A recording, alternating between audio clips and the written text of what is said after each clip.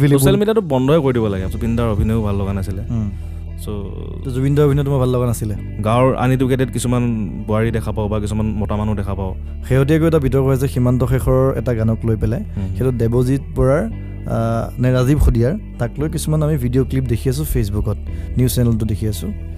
চ' তোমাৰ পৰা কেতিয়াবা গান চুৰ হৈছেনে বা গান চুৰ এনেকুৱা অভিজ্ঞতা তুমি পাইছানে কেতিয়াবা একচুৱেলি অসমীয়া অডিয়েঞ্চে ভাল বস্তু ডিজাৰ্ভে নকৰে নেকি মোৰ কেতিয়াবা সেইটো সন্দেহ হয় মানে এতিয়া ৰিচেণ্টলি ৰাজীৱ শদিয়া ডাঙৰীয়া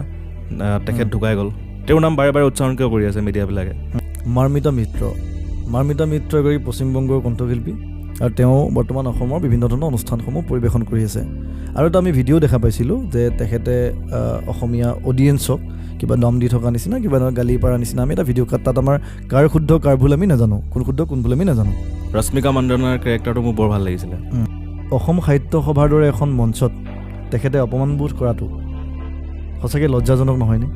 কিছুমান মানুহ বেছিকৈ মাতে কিছুমান নাগাৰা নাম গোৱা আৰ্টিষ্ট কিছুমান আছে তেওঁলোক দেখিলে গম পোৱা যায় মানে বস্তুটো কিবা বহুৱালি কৰা যেন লাগে তেওঁলোকক ইমান মাতে কাৰণটো কি মানুহৰ মানসিকতা ইমান নিকৃষ্ট নে 2019 পৰা 2024 যেতিয়া মোৰ দেউতা কেঞ্চাৰত মানে কেঞ্চাৰ ধৰাত পৰিছিলে মানে তুমি যোৱা 6-7 বছৰ ধৰি সংগীতৰ লগত সক্ৰিয়ভাৱে জড়িত হৈ আছা তুমি কেতিয়াবা ঠগন খাইছানে ঠগন খাইছোঁ আৰু কেতিয়াবা ভগৱানৰ লগত বাবাৰ লগত মহাদেৱৰ লগত মই কথা পাতোঁ